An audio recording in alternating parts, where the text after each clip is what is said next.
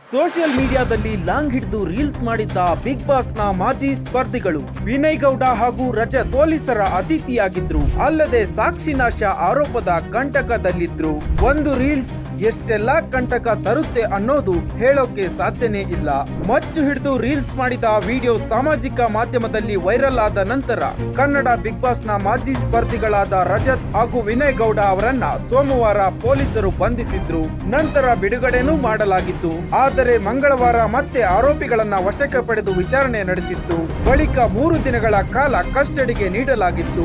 ಆದರೀಗ court ಜಾಮೀನು ಮಂಜೂರು ಮಾಡಿದೆ. ಇದೀಗ ಕೋರ್ಟ್ ಷರತ್ತುಬದ್ಧ ಜಾಮೀನು ನೀಡಿದ್ದು ಇವರಿಬ್ಬರನ್ನ ಪರಪ್ಪನ ಅಗ್ರಹಾರಕ್ಕೆ ಬಸವೇಶ್ವರ ನಗರ ಪೊಲೀಸರು ಕರೆದುಕೊಂಡು ಹೋಗುತ್ತಿದ್ದಾರೆ. ಜಾಮೀನು ಆದೇಶ ಜೈಲಿಗೆ ತಲುಪಿದ ನಂತರ ಹಿಂದೆ ರಿಲೀಸ್ ಆಗುವ ಸಾಧ್ಯತೆ ಇದೆ.